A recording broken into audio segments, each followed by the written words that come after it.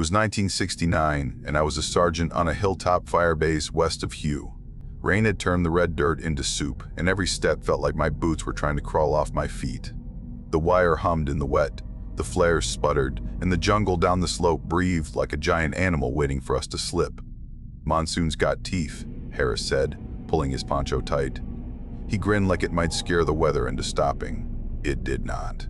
Doc Nguyen sat under the awning with his hands wrapped around a chipped mug. "Keep your socks dry," he told me, not looking up. "Dry feet, loud mind." "Loud is better than empty," I said. The generator coughed and steadied, a tired animal that could not choose to die. I checked the flares, then checked them again. We had a village down the slope that never waved back. Smoke rose from low roofs and then hid in the rain. Kim said they cooked rice and kept to themselves, and that was all we needed to know. "Patrol, then chow," I told the boys. Down to the village path, back by last light. I could feel the order sitting like a stone in my throat. O'Neill tightened his chin strap and spat into the mud. "If I sink, tell my ma I tried to swim," he said. Torres laughed and slapped his shoulder. The sound was small in all that water. We took the trail that cut across the slope. Red mud tried to steal our steps. Leeches found us without asking, and I peeled one off my wrist with my thumbnail. "Sergeant, smell that?" Harris asked. He had his head tilted like a dog. "Metal." "It's rain," I said, though I tasted it too. Like a bitten lip that would not heal, I kept moving. The buffalo lay in a low field, folded in the grass like it had been poured out and left to set. Its eyes were glass, the body slack but not torn. I put my hand to the hide and felt the wrong kind of cool, like something pulled the warmth into the ground. "Where's the blood?" Kim said, not a question. He crouched and pushed grass back with 2 fingers. The earth was unmarked, only pressed. "Tracks?" I asked. O'Neill circled slow, careful not to step on anything useful. He shook his head and did not look at me. Harris swallowed. "Something did this without touching the ground," he said, quiet. Then, louder, almost joking, "Magic cow diet." "Save the jokes," I said, but my lip was cold between my teeth.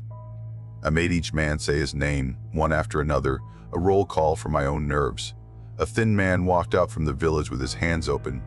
The elder, face like hard wood and eyes like old fire. He did not stand close. He looked past my shoulder as if counting trees. Doc spoke to him in a soft voice. The elder did not answer at first.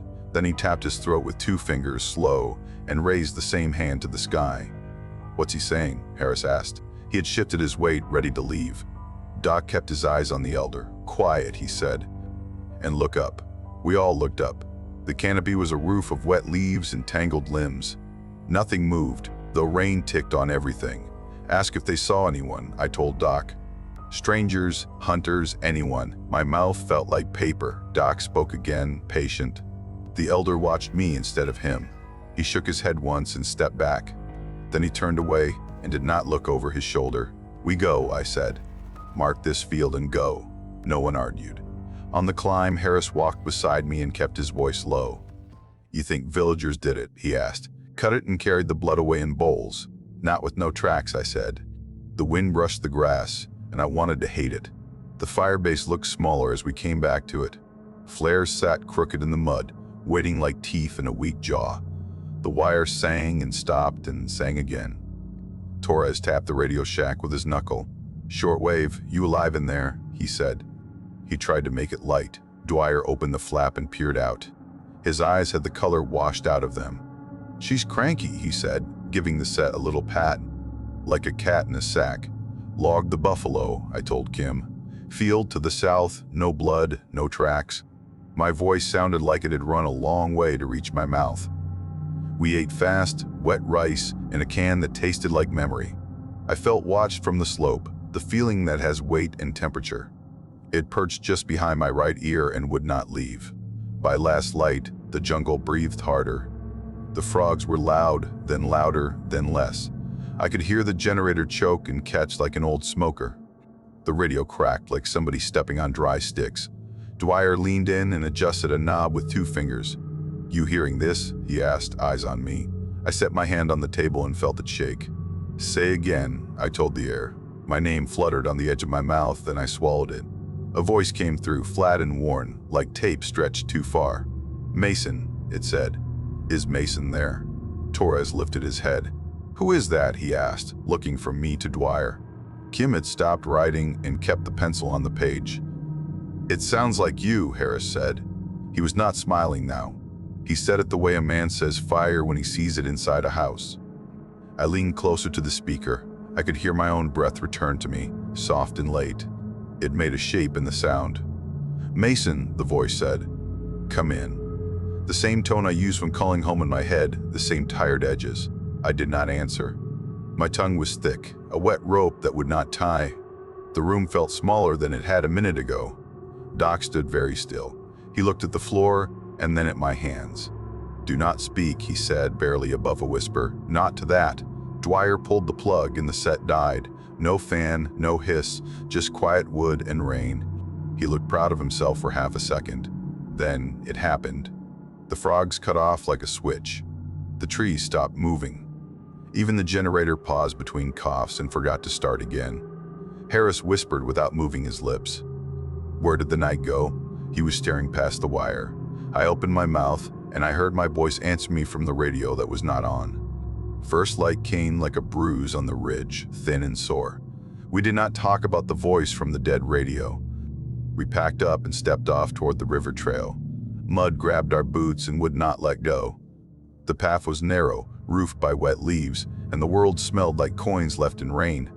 I kept my eyes on the backs in front of me and counted 1 to 5 over and over. "Keep it slow," I said, trying to sound steady. Eyes left, then right, then left again. My hand shook as I tugged my strap tighter. Harris squinted at the ground and nudged a print with his toe.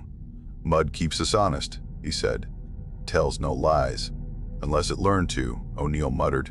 He kept glancing up into the green roof like he expected a face.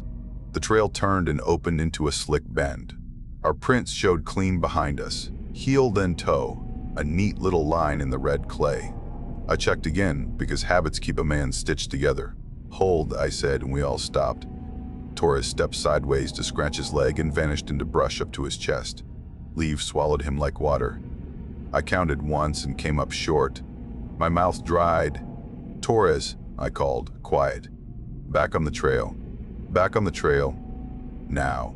He shoved through, grinning too wide. "Found a leech the size of a finger," he said, and slapped his sleeve. I wanted to hit him and hug him in the same breath. "Don't break rank," I told him, voice low. "Not for bugs, not for anything." I saw my knuckles pale around the grip and made myself loosen. Kim crouched and traced along the line of our steps. "Sarge," he said, not looking up. "You seeing this?" At first I did not. Then I did. Our prints doubled where we had not doubled. 2 heels where one should be. 2 toes laid perfect on top of each other. Harris breathed through his teeth. "Looks like we walked this twice," he said. Except we did not. Maybe the mud slumped, O'Neill offered, but he did not believe it. He was watching his own feet like they might move without him. I stepped forward and made a fresh mark on purpose, then stepped left and waited. The others watched with me and said nothing. The new print sat there, knew his breath. Beside it, another heel showed, just a whisper of weight, like something tested the shape after me. The toe filled in a moment later. "We keep moving," I said. I could hear my pulse in my ears, quick and thin. No chatter unless you see a thing that can touch you. We eased on, heads down, breath slow. The trees tightened in, and the path bent toward water we could not see, only hear as a dull run under the soil. "Smell that," Harris said. He lifted his chin, wary, like pennies in a hot mouth. I tasted it too, copper curling at the back of the tongue. I wanted to spit and did not, afraid the sound would carry wrong. Then we heard it. A laugh, light, high, like a girl who had not learned to be careful yet.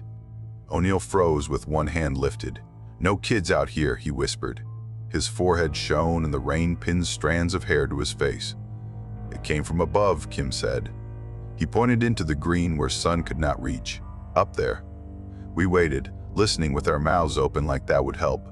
The laugh came again from somewhere else. Same sound, same breath, like a recording played from a new corner. Torres edged closer to me until our sleeves touched. "Say the word, I'll call out," he said, hushed. "Ask who's there." "No," I told him. "We don't call to noises. I looked up, knowing I would not see anything until it wanted me to. The trail dropped to a low place and then climbed back. When we turned to check our rear, the path behind us was full of our marks already. Some were soft and new, some had a skin on them like they had been there longer than we had been alive. O'Neill's voice thinned. "How is that even possible?" he asked. He kept his hand out like he wanted to touch the air for edges. Harris swallowed hard. "Sarge, I think it's walking inside us," he said, "learning how we fit the ground." "Eyes front," I said, "because orders are a rope you hold when there is nothing else." We go back the way we came. Slow. We turned and took our own track step by step. Each time my heel kissed mud, I felt the faintest pressure beside it, like a breath pushing down to meet me. "Radio check," I said to fill the space more than anything. "Shortwave, you copy." My voice felt too loud in the wet. The radio coughed once, a short choke, then cleared. Dwyer's reply did not come. Harris leaned closer to the handset, as if his face could pull sound from it. "You there?" he asked, soft. "Say you there." The speaker popped and settled. A second of nothing sat there, thin as paper stretched tight. I held my breath and counted 1, 2, 3. Then I heard myself answer. Same tone, same weight, my own breath riding behind the word. It said a word I have never used, and it sounded hungry. We did not talk about the word the radio made me say. We walked down to the village like nothing was wrong. My mouth felt lined with metal. The elder came out slow with his hands open. Rain tapped his shoulders and ran down his wrists. He stopped just far enough that I would need to raise my voice.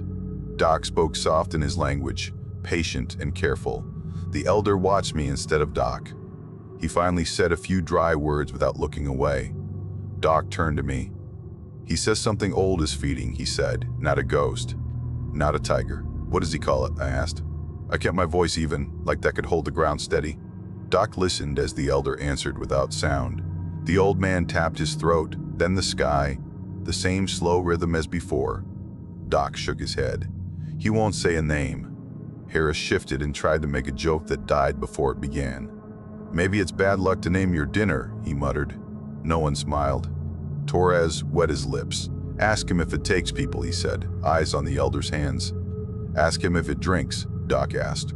The elder looked at the buffalo field and back at me. He closed his eyes for one breath and walked away. We stood there like we had just been told to be quiet in our own house. I rubbed mud off my palm and it came back red. Doc stayed beside me, thinking. He spoke without looking up. "Traveler from the south told me a word once," he said. "Chupacabra. Goat sucker." He made a thin sound in his throat. "Wrong place. Maybe the same hunger, or a word people use when they are scared," I said. It felt weak when I heard it. The taste of pennies crawled up the back of my tongue. We checked the dry creek on our way out. The bed was a strip of cracked clay choked with roots. A half-buried glint tugged at my eye. Harris crouched and dug with his fingers. A dog tag came up dull with grit, then another. In a minute we had a handful, cold and heavy. "No web gear," Kim said, sifting mud through his hands. "No bones, just these." He wiped one with his sleeve and swallowed. "Those names are from the missing list," Harris said, voice tight. "Men from months back." He did not look at me when he said months. I laid the tags in my palm, the edges pressed into skin like teeth. Copper curled in my nose and mouth until I wanted to rinse with dirt. "Report it," I told Kim. "Short and clean." Orders gave me something to push against. He nodded and keyed the handset. The set clicked and went empty. Not dead, just empty. Kim tapped the side with one finger. "Shortwave, you copy," he said. "We have tags." A breath of sound came back. Then my wife's name slid out of the speaker in my voice, quiet and sure like I had rehearsed it alone. Kim looked up, startled. Harris glanced between us. "What did it just say?" Harris asked, searching my face. "Bad line," I said. "Too fast." My teeth touched and stayed there. "Try again when we hit the slope." We packed the tags and moved. No one brought up the word the radio used. The creek bed narrowed behind us like a mouth shutting. Dusk fell hard, as if a hand cupped the sky. The trees pressed close and made the path feel thinner than it had that morning. I counted heads by touch, shoulder to shoulder. Torres started to whistle our march tune, the one we used when we wanted to feel bigger than we were. It was soft, almost kind. I turned to tell him to knock it off. His lips were closed.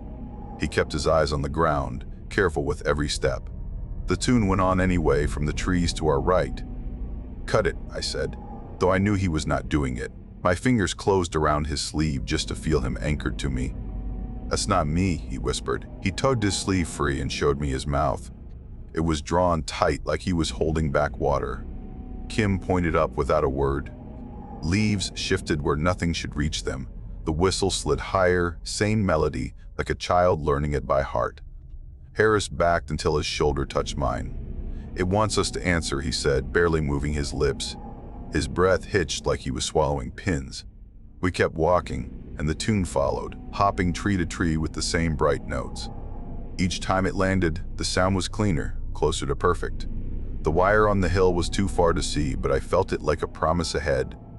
The whistle drew even with us, then drifted to our left, as if it had chosen a side. Kim's handset clicked once all on its own. No voice, just that one neat click, like a tongue against teeth. "Do not speak," I said, softer than a prayer. We climbed, heads low, backs damp, ears open. The tune stopped, the path breathed. From the trees above us, the same whistle started again, but now it carried my breath. It sounded like me, and it was waiting for me to answer. We reached the wire before full dark, the whistle still in the trees wearing my breath. No one answered it. We kept our mouths shut like that was the only rule that mattered. The generator light flickered and threw a weak circle across wet sandbags. The hill felt hollow under my boots, like I was standing on a drum skin. "Positions," I said, low. "No talking unless you have to." My voice had that thin edge it gets when my mouth goes dry. Harris wiped rain from his lashes with the back of his hand. "Copy," he said, settling beside me and peering past the glow. "Feels like a bad trick." Kim checked the lines and nodded to himself. "Flare set," he whispered, fingers testing each pin. "If anything touches the cord, we'll see it." Dwyer hunched over the radio in the little shack, jaw tight. "I'll keep it quiet," he said without looking up. "Just listening." O'Neill stared into the trees like he expected them to blink. "That tune better stay dead," he muttered, rubbing his thumb over the metal tag at his neck. "I hate when music learns me." We waited. The light stuttered and steadied, a tired eye trying to stay awake. The jungle pressed close, big and slow. Soft steps began just outside the circle, not heavy, careful. They went 2 paces, stopped when we looked, then took 2 more like they were trying to learn our timing. Harris leaned close without touching me. "You hearing that?" he breathed. Like feet practicing. I lifted my palm for stillness. My fingers shook and I pressed them into my leg until they behaved. Somewhere past the wire, pebbles clicked together. 1, then 2, then 3. The sound tried again. 1, 2, 3. Like a child counting to prove it knew how. Kim swore under his breath and squeezed his eyes shut for a second. "It's building a rhythm," he said, like a metronome. The radio snapped awake hard enough to make Dwyer flinch. He grabbed the handset, then froze because no one had called. My voice came out of the speaker, clean and flat. "Shift left 2 paces, it said. "Watch the path. Harris, take the corner." Harris's head jerked toward me. "I didn't move," he whispered. "Tell me that's a recording." I could hear the small breath between the words and knew it was mine. Same weight on the vowels. Same tired throat. "Light steady," the voice said, still me. "Do not fire." The set hissed once and went quiet like it was waiting for my permission to speak again. "Kill it," I told Dwyer, and he pulled the plug. The box died, but I could still feel my words in the air like they had stuck to the wood. I swallowed the panic and forced a list into my mouth. "Tighten the wire," I said, flares armed. Nobody breaks the circle. We crabbed around the line and pulled each section snug. The cord sang a little where it rubbed, a thin sound that made my teeth buzz. The metallic taste grew thicker, like I had bitten my tongue and could not stop the bleed. I breathed through my nose and tried not to think of the buffalo lying empty. Steps resumed, slow and patient. Something hunched at the edge of the light where the grass bent. Lower than a man. The back legs too long, like a frog that forgot how to fold. O'Neill lifted his barrel and then lowered it by an inch. "You see that angle?" he whispered. "Nothing stands like that." The thing stayed just outside the glow, adjusting by inches when we tried to fix on it. It moved like a shadow learning how to hold a body. A flare hissed and spat white. one of the trip lines snapping itself to life for no reason I could see. Light flooded the brush and made the rain look like falling wire. Eyes stared back from low to the ground. They did not blink. They caught the flare and held it until my vision watered. Harris dragged air in through his teeth. "That is not a dog," he said. "That is not anything I know." The eyes slid right without the body moving, as if they were painted on water. The grass did not part. The mud did not shift. O'Neill leaned close enough that I could smell the wet canvas on his jacket. "It's wearing us," he said, voice cracking. "It's trying us on." The flare dimmed to a breathing coal. The dark thickened again. The eyes held for a moment longer, and then went out like someone cupped them. We held still. Every sound felt like a choice. The generator coughed twice and caught, and that tiny noise made me want to cry. The alarm by the path screamed without warning, not the long buzz we used. 2 short rings, neat and mean, like a doorbell on a careful house. "We didn't set it that way," Kim said, hands open, palms wet. "I didn't set it that way." "Hold," I said, though the word almost did not clear my throat. I raised my hand and felt the tremor return. From the dark beyond the wire, a voice yelled Torres's name. It was his voice. Perfect pitch. Same stretch on the second syllable he always made when he was joking. Torres stared at me with his mouth open, no sound coming out. He shook his head hard, once, twice, like trying to wake up. The voice called again, closer this time. "Torres," it said, bright and friendly, like we were late for chow. Then it laughed, and the laugh wore my breath. We followed the voice that wore Torres's name. It pulled us downslope past the last sandbag and into brush that felt older than the hill. I kept my mouth shut and counted breaths through my nose. The ground sagged in a low patch and gave a dull sound under my heel. Roots knotted the lip like black fingers. Air rose from the hole that had not seen sun in a long time. Harris peered over the edge and flinched back. "It's a throat," he whispered. "Feels like we're about to be swallowed." "Rope," I said, keeping my voice small. "We go quiet, one by one." Saying it steadied my hands more than it helped anyone else. Kim looped the rope around a trunk and tugged twice. "Solid," he breathed. He looked at me like he wanted me to change my mind. Doc touched my sleeve. "If we speak, we whisper," he said. "Sound is food for it." His eyes did not leave the dark. I nodded and took the rope first. Dirt slid under my boots in slow sheets. My shoulders brushed roots that were slick like wet rope left in a bucket. The hole tightened to a tunnel after 2 body lengths. The rope knocked a little, and that small noise carried too far. It came back from ahead and behind like a room repeating itself. Next, I breathed, and felt the line twitch as Harris followed. His boots ticked against the wall in a careful rhythm, heel then toe. The sound bounced and became many. Kim came after him, then Doc. The tunnel smell had weight, like old stone and old iron. I made my breath shallow so they would not echo more than they had to. We reached a small shelf and crouched. Water dripped somewhere we could not see and also right at our feet. The same drip counted both places. "Listen to that," Harris whispered. "The cave's got 2 mouths." He rubbed his forearm like the skin there did not belong to him. Our lights were thin. We aimed them low and tight, trying not to paint anything we did not want to see. The walls showed long grooves, smooth as if something had slid through 100 times. Kim ran a finger along one groove and pulled back fast. "Burned into clay," he said. Like it was hot or it just kept going until the earth gave up. We moved deeper. The floor pitched down and then leveled. On the right, bones lay in dull heaps, small as fists, long as pencils, all jumbled like trash. Harris crouched and stared. "Monkeys," he murmured. "Birds. Rats." He stood without touching them. No skull bigger than a bowl. I wanted to step around them without making noise, but the bones seemed to spread while we watched.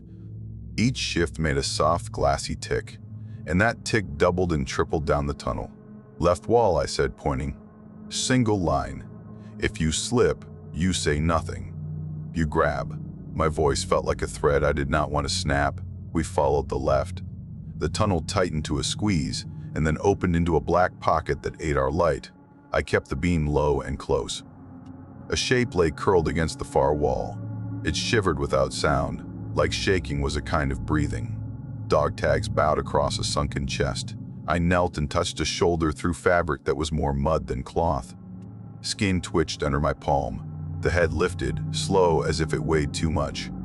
His eyes were there but not whole. The whites were filmed like glass in winter. He blinked and missed, the lids not sure where to stop. "Easy," I whispered. "You're with us now." I slid a hand under his neck and felt the thin cords pull. He worked his mouth before any words came. "Whisper," he said. His voice scratched the air like a match on damp paper. "It drinks the noise first." Doc pressed a canteen to his lip and barely tipped it. "Who else is here?" he asked, voice close to silent. "How long?" The man's throat jumped once. "Long," he said. He swallowed again and winced. "It learned you. From how you step, from how you breathe." Kim's hand shook on the rope. "Tags," he breathed, and touched the set on the man's chest with 2 fingers. "Missing patrol." I looked at the grooves in the floor and then at the bones and tried to count how many meals a hole like this could hold. My mouth watered for no reason that made sense. From deep ahead, somewhere past our lights, a sound started to walk back to us. It was my name, stretched thin, pulled longer than words should go. Harris leaned in until his shoulder touched mine. "Do you hear that?" he breathed. "It learned your name now." The rescued man grabbed my wrist with more strength than he should have had. "No loud," he hissed. "It finds loud first." The name came again, longer, like it was being tasted. The tunnel gave it 2 mouths again. One far, one too close. I raised a hand for stillness and felt the tremor return. The beam on my light made a narrow path over packed clay and then jittered when my fingers twitched. Behind us, where the rope hung, something shifted. Not a step. More like a body spreading itself along the wall to see how it might fit.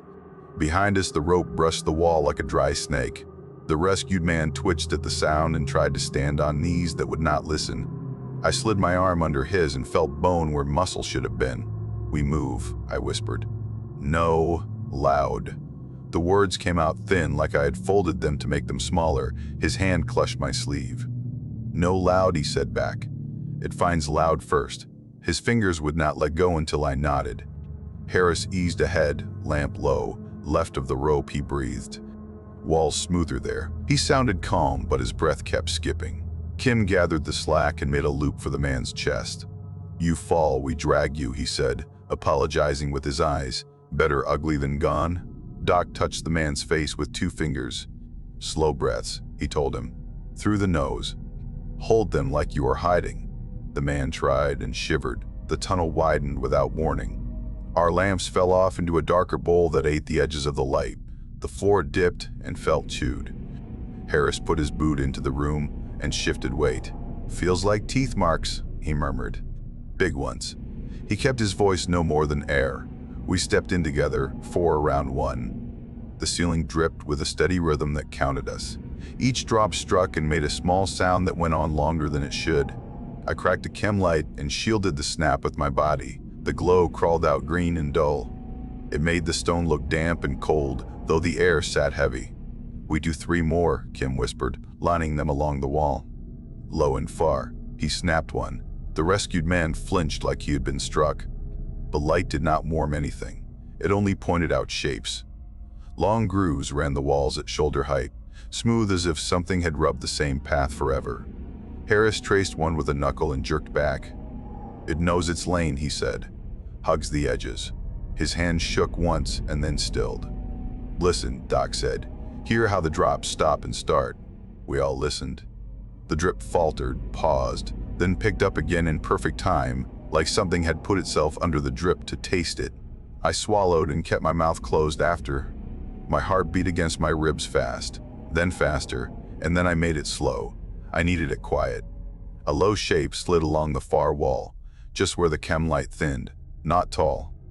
Long in the back, it followed the drip line and flattened where the light tried to catch it. There, Harris breathed, chin lifting, left of the second stick. The rescued man hid his face in my sleeve like a child. I let him. I aimed my lamp straight at it, and it went thin, pressed against the dirt like my eye had made it shy. When I pulled the beam away, it puffed back to the edge of itself. "We do not give it anything to hear," I said. "We move by count. 1, 2, 3, stop." I tapped Harris's elbow, and he tapped Kim's sleeve, and we started. The rescued man stumbled. A small rock skittered from under his shoe and ticked across the floor. Every tick came back 3 times from 3 wrong directions. The shape lifted, not toward us, but toward the sound. It rose like a bad tide and then sank when the last tick died.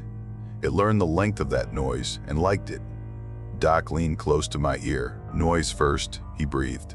Then blood. He hated saying it. I felt him hate it.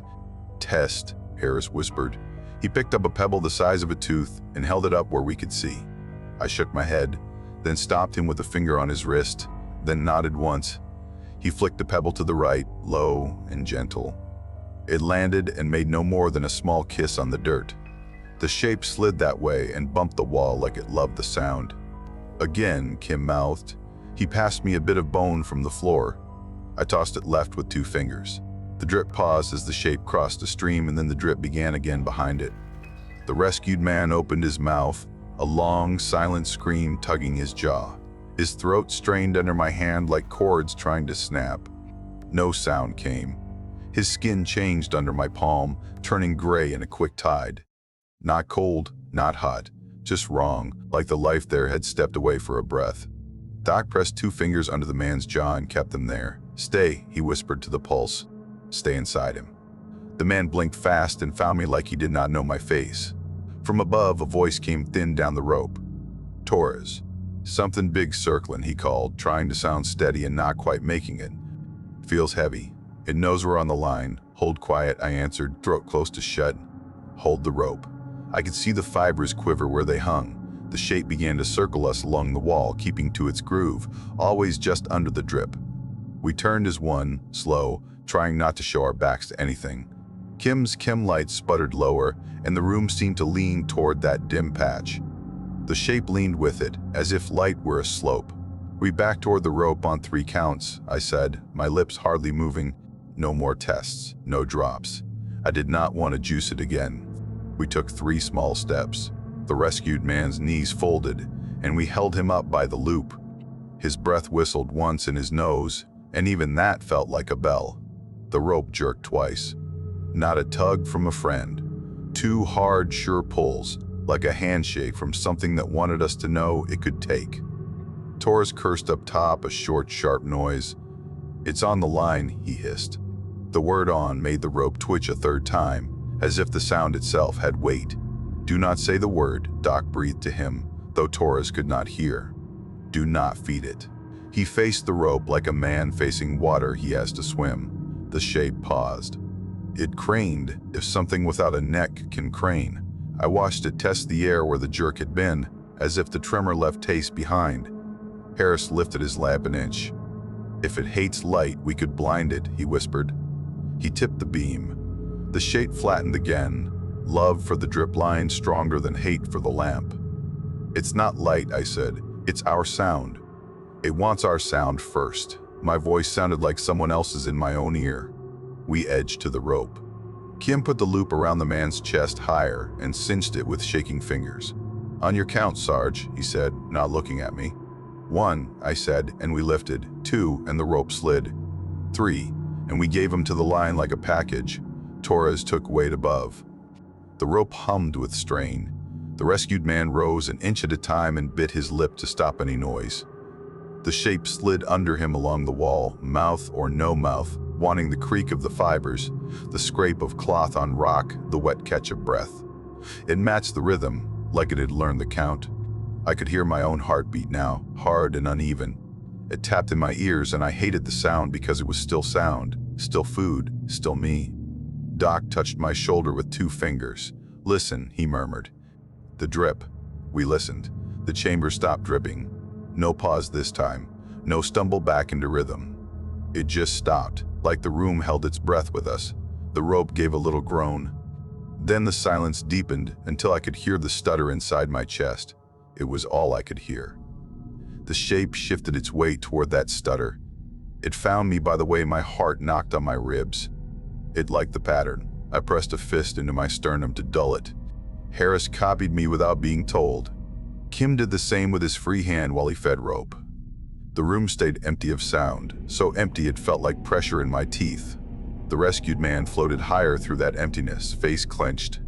Almost, Torres called, barely more than breath from above. Almost, almost. The rope trembled with each, almost like the word bothered it. The shape leaned our way, listening for another mistake. It did not blink, did not hurry. It did not need to. The silence grew teeth and bit down. My heart stuttered once, hard enough to make me see a flash at the edge of my sight. The flash was not light. It was fear hitting bone. Something in the dark behind us uncoiled, slow and patient, and began to move. I could not hear it. I felt it in my teeth. We came up the rope one by one, mud to our ribs, eyes stinging. Torres hauled the rescued man first and kept him from tipping back in. I climbed last, counting bodies by touch. The hill smelled like wet leaves and old smoke. Nothing else. No frogs. No cicadas. Just our breath and the rope creaking where it rubbed bark. "Circle up," I said, quiet. Guns low. My hands wouldn't stop ticking against the grip, so I pressed the heel of my palm into my thigh. Doc steadied the rescued man. His lips moved without sound. He pointed past us at the ground and shook his head like a warning. Harris leaned close to me. "You hear how empty it is?" he whispered. His eyes kept skipping, like he was looking for the edge of a dream. Kim wiped his mouth with the back of his hand. "We head for concrete," he said. "That old bunker line." "Not yet," I told him. "We walk first." I didn't trust my voice, so I kept it short. I checked the ground and felt my stomach pull tight. Our prints laid out in a neat row, heel then toe, still shining wet. One more set walked with us, same tread, same stride, stepped inside our steps. "Hold," I breathed. I pointed at the extra line and Harris's face went flat. Maybe we doubled back without thinking. O'Neill tried, voice thin. He lifted his boot and set it down soft, as if the earth might change its mind. I matched the tread and watched the ground change. My heel sank and rose, and beside it, another heel bloomed with no leg on it. It paused when I paused. Harris swallowed. "It's walking us," he said, voice almost a laugh and not like one at all, like trying on shoes. The rescued man tugged my sleeve and cried without sound. His eyes rolled white, and his hands made a small pleading motion toward the trees. "Stay tight," I said. No names. No whistling. My mouth felt full of sand. We moved slow, shoulders brushing. The extra prints went with us, just a heartbeat behind, each step arriving late by a breath. "Tell me this is a trick," O'Neill muttered, rubbing his wrist like it ached. "Tell me someone's out here with boards tied to their feet." "Boards don't wait when we wait," Kim said. He stopped, and so did the empty prints. His throat worked, dry and loud. Harris tried for a joke and missed it. "If it's learning stride, mine is awful," he said. "Maybe it'll get tired of me." "Save your air," I told him. "We keep a line to the ridge, then concrete." Orders kept my hands from shaking worse. The rescue man pointed behind us. The extra steps split at a fork of roots and circled, one set still inside ours, the other drifting wide to our rear. "Left eyes," I said, breathing through my teeth. "Watch the split." I already felt it coming around like a second thought. O'Neill stiffened. "Count heads," he whispered. "Do it now." He lifted fingers and tapped each shoulder he could reach. I looked up and saw Harris standing 2 steps ahead of me, rain slicking his hair. Then I turned and saw Harris again. Same jacket, same stain on the sleeve, arms loose at his sides. "Harris," I said, barely, "you're in front." The other Harris smiled in a strange way, like a picture of a smile someone drew wrong. O'Neill shifted to get a better angle. "Sarge," he said, eyes not leaving the second one. "You," seeing his jaw. The second Harris had a jaw a little too long, like it had been pulled when wet and set that way. The shoulders were narrow by a finger's width. The stance was almost right. "Don't speak to it," I said, but my voice had already fed it once. The second Harris tilted his head. It opened its mouth and used O'Neill's voice. "Sarge." The word came easy, like it had always lived there. O'Neill took a half step back and bumped my chest. "That's me," he rasped. He pinched the bridge of his nose like he could rub the sound out of his own skull. "Down," Doc whispered to the rescued man, guiding him to one knee. The man obeyed, hands over his ears, eyes squeezed shut. Kim's finger hovered over the flare gun. "Your call," he said, not looking at me, shoulders starting to shake. The second Harris took one small step, trying the weight of it. Its heel set down first, too careful, like someone learning to walk on a floor that might break. "Back up slow," I said. No one turns their back. I could feel the tremor in my calf as I eased one foot behind the other. Real Harris wiped rain from his mouth. "I don't like being the template," he muttered. He kept his eyes on the seams where the copy didn't fit. The rescued man looked up at me and formed a single word with no sound. "Please." He flinched when the copy blinked wrong, both lids trying to meet and missing each other. The copy lifted its chin. O'Neill's voice again. "Sarge, you okay?" It oiled the vowels the way O'Neill did when he was tired. "Light," I said. "Now." The word left me like throwing a rock at a dog. Kim fired. The flare went up with a spit and hung there, hard white, punching through the wet. For a breath, the whole hill looked carved out of bone. The false Harris peeled away in that light. Not a jump, not smoke. More like wet skin pulled off by steady hands. The face unknit, and what sat under it was only shape. Harris gagged and swallowed it back. "Don't shoot," he said to his own twitching fingers. "Don't give it sound." The extra prints behind us caught up and then stopped, as if the light had hammered a nail through them. Every drop of rain looked like wire again. The flare began to sag. The copy waited for the dark the way a mouth waits for the last bite. It did not hurry. "Concrete," Kim whispered. "We go for concrete on your count." I nodded once, unable to look away as the last brightness slid off its borrowed cheek. When the white died to a red smear in the cloud, the copy smiled with no teeth and took a step toward me. The copy took that step toward me and the last of the flare bled to red. I tasted metal and fear like a coin between teeth. "Concrete," I said. "Now." We moved in a tight knot, hauling the rescued man between us. The jungle gave us back nothing, not even frogs, only the drag of our boots and the copy's patient feet finding our rhythm. "Left of the ridge," Kim whispered, breath fluttering. I remember the vent pipe. He kept glancing behind us like he expected his own face to be there. Harris kept pace at my shoulder. "Don't say names," he muttered. "Not yours." "Not mine." He glanced at me and tried for a grin that would not come. The bunker line showed as a dark strip of vine and concrete. The doorway had no door, only a slot chewed by time. Water lay thin on the floor like a skin. "In," I said. "Quiet." I felt the rescued man's ribs jump against my arm. He nodded without looking up. We slipped into a room the size of a truck box. The walls sweated. The ceiling dripped in a slow tick that sounded tired of itself. "Flares here," Kim breathed, setting two along the doorway lip. "And here." He placed a third farther back, then pulled the pin on a claymore and looked at me for the last word. "One," I said, and he set it facing the dark, no chatter. I killed my lamp. The room sighed and became more itself. The thing did not pound. It paced outside, heel then toe, pause, breath, like it was reading us a lesson from memory. Every step matched a step we had taken that night. "Listen," Harris whispered into my ear. "It's got your pause right.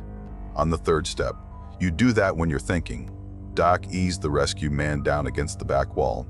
"Keep a sound," he told him. "Soft, steady. Don't let the room go empty." The man's mouth trembled, then found a small tune, a lullaby, simple as counting. It hummed like a wire in the teeth. "Good," Doc said, almost smiling. "Hold it." He put two fingers to the man's throat and felt for the thread. The steps outside stopped. I could feel the listening happen, the way a dog listens with its whole body. The lullaby kept shape, thin but there.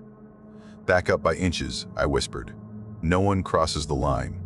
I measured the claymore with the thumb against the floor and felt the trigger wire with the side of my shoe. O'Neill pressed his shoulder to mine. "Sarge," he breathed, "what if it doesn't need feet to come in?" He nodded at the door gap, a slit at the bottom no wider than a hand. The lullaby snagged for half a beat. The room heard the mistake. The quiet reached for it like a mouth. "Keep it," Doc told the man, smoothing the air with his palm as if he could iron the tune flat. "Don't let it break." Something slid along the floor outside, not a scrape. A glide. It gathered at the gap like smoke, looking for a way to be more. Kim's hand hovered over the flare line. "If it crosses, it kicks," he whispered. Sweat ran from his brow and hung on his jaw like a bead. The glide tested the crack and found it. A finger of dark pressed under, not a shadow but the idea of one. It crept like spilled oil, low and patient. "Hold," I breathed. "Hold it." My tongue stuck to my teeth. The first flare woke with a spit and screamed white. The second and third answered, bright as cut bone. The room went hard and flat. "Now," I said, and Kim touched the clacker. The claymore answered with a flat slam that knocked my back into the wall. The floor jumped. My teeth rang. Dust fell in a slow sheet. I tasted powder and old concrete. My ears hummed a high line that tried to erase the lullaby. "Sound," Doc barked, softer than a shout. "Keep the sound." He turned the man's face and the tune found itself again, thin and stubborn. The air did not warm. If anything, it leaned colder, like the blast had taken the last of the heat and given us nothing back. The smoke did not move right. It held still in layers. "Lights," Harris whispered, lifting his lamp. "Check the door." His hand shook once and then steadied on the third try. The doorway was a mouthful of white dust and grit. The flares hissed and spat and threw shadows that did not belong to anything we could name. In the middle of that smoke, something stood as if the blast had never met it. Tall, quiet, not thin, not thick. Its edges didn't agree with each other. "Eyes," O'Neill said, voice gone small. He pointed with his chin because his hands would not move. "You seeing those?" They were coin bright, flat and clean, catching the flare and holding it longer than light should hold. When I blinked, the brightness stayed on my lids like I had looked at the sun. "Talk to me," I whispered. "Not to it, to my people." I needed their breaths. I needed the room not to go empty. "Here," Harris said, one word, a hand on my sleeve. "Still here." He took 2 slow breaths and counted them under his tongue. Kim slid along the wall, careful not to touch the trip line again. "It didn't flinch," he said, face gray. Not a step. The rescued man hummed louder without meaning to. The tune shook but kept shape. Tears ran from his eyes and disappeared into the grime. The thing tilted its head like it was comparing us to the idea of us. The coin eyes did not blink. They did not need to. "It wants the gaps," Doc murmured. "Any gap." Breath. Silence. Fear. He kept his fingers on the man's throat the way a father keeps a hand on a child crossing a street. A wet sound came from the corridor. Not blood, not water, something in between. The tall shape turned that way inch by inch, like the air itself was moving it. "Don't let it into your rhythm," I whispered. "Break the pattern." I tapped heel and toe out of order and felt stupid and saved at the same time. Harris caught it fast and shuffled his steps wrong on purpose. O'Neill copied him, eyes locked on the coin eyes. The lullaby bent to a new count and held. The smoke thinned where it stood, but the outline did not. It carried its own shadow. It carried its own night. "Back wall," I said. We make the room smaller. We bled toward the rear until our shoulders touched concrete. The rescued man's knees knocked once and then went still. The steps outside returned, played back at us with perfect timing. Heel then toe, pause, breath. The pattern we had just broken returned to us exactly as we had left it. "It's telling us it can put us back," Harris said, half a laugh, half a sob. He wiped his mouth and shook his head as if he could knock the sound out of his ears. The thing moved 1 pace into the room without touching the floor. The flares burned down to hard hearts. The coin eyes made their own reflection. "Do not fire," I said, because shots would fill the room with the last thing it wanted. No names. No calling. O'Neill stared at his own boots, then at mine. "Sarge, if it wants quiet gone, what if we give it too much sound?" he whispered. "Drown it. It drinks first," Doc said. "It will only grow." He did not look away from the man's pulse. "We starve it. That's the only chance."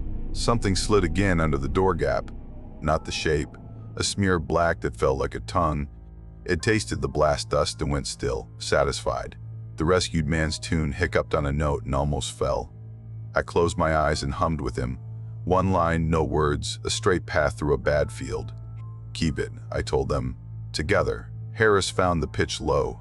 Kim took it higher and soft. O'Neill clung to the middle like a nail in old wood. The tall shadow stepped closer in a way that wasn't a step. The coin eyes watched our mouths. It liked the sight of our throats moving. It liked the idea of taking that sound away. From the corridor, a shout cut the tune. "Help!" Torres, real and scared, too loud. His voice slid along the concrete and found us like a hand, Hold, I whispered, throat closing. Torres, hold. I wanted to run to him. I wanted to break the rule and call his name until the walls shook.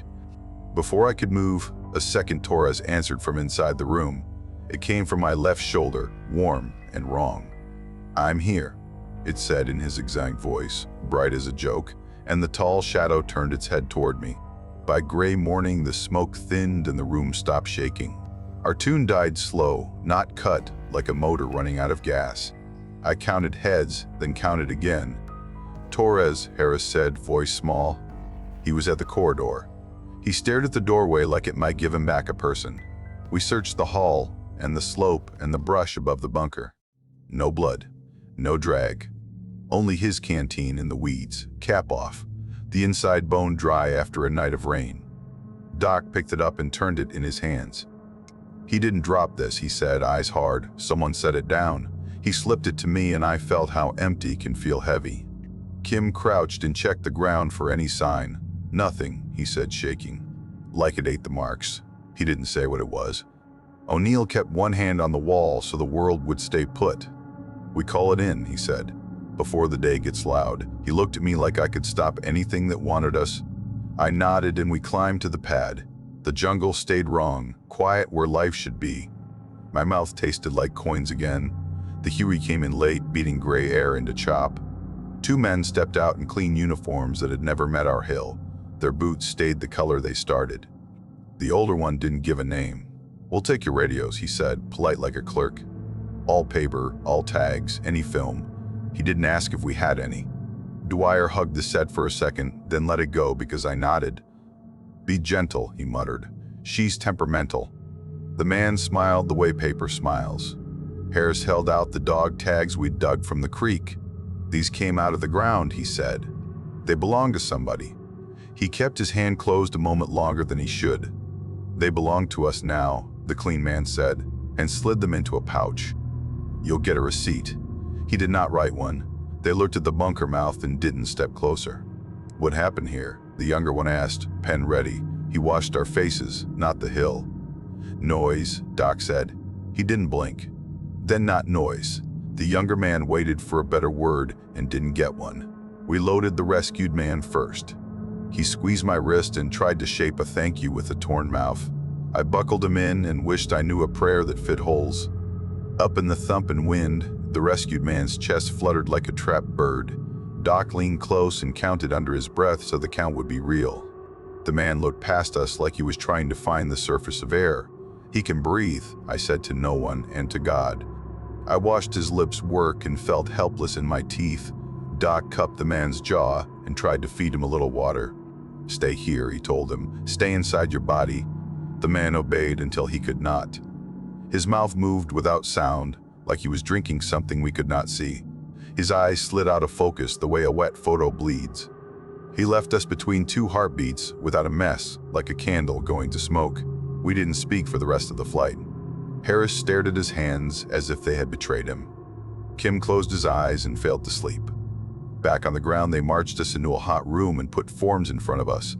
Everything you remember, the older man said. Clear, simple. His smile said the truth would be sorted. What did you put for Torres? Harris asked me later. Quiet. We sat on crates and watched dust try to settle. Missing, I said. Under night conditions. My pen dug grooves in the paper because my hand would not ease. Deserter, O'Neill muttered, reading a draft he shouldn't have seen. They already wrote it. He laughed once and it hurt to hear. Kim rubbed his eyes with the heels of his palms. The radio, he said. What do we write for that? He looked at me like the word would break him. We don't, I said. Not there. I folded the paper just to feel it fold. It didn't help. I went home and tried to make noise a shield. I sleep with a fan running so the room never goes empty. The blades chop the night into pieces small enough to swallow. Some nights the house forgets and goes still anyway. The fan keeps turning, but the space between the hums grows long and strange. The copper taste comes back and sits under my tongue. The phone rings once and stops. No caller, no second ring. The quiet after is a shape that waits for me to speak first. I keep an old machine for messages. I play the tape and hear a click and then a breath that fits my chest. Mason, my voice says, flat as dead wire. Is Mason there? I don't answer. I rewind and it says it again. They mark Tora as a deserter on clean paper. The word looks tidy in ink. It sits where a person should sit. Harris calls sometimes and doesn't talk. I hear him breathing, counting the way he does when he is close to breaking. We keep the line open until one of us blinks. Doc sends short notes with no return address. He writes, "Eat with noise." He writes, "Don't answer the room." He underlines "don't" twice. I kept Torres's canteen under my bed because I couldn't hand it over. I tell myself I'll mail it to his mother when the word changes. The cap still sits loose, tilted like a mouth. Last night I woke up before the fan. The house held its breath, slow and mean. I heard the steps come down my hall, heel then toe, pause, breath, perfect. They stopped right outside my door. The knob didn't turn. The floor didn't creak. A voice that wears me well-weighted, patient as water, for me to say my own name. So that's the end of our video. If you made it this far, make sure to hit like and subscribe. It really helps the channel and it's free. And if you want more terrifying encounters like this one, check out the other videos on screen right now. Thanks for watching and stay safe out there. See you soon.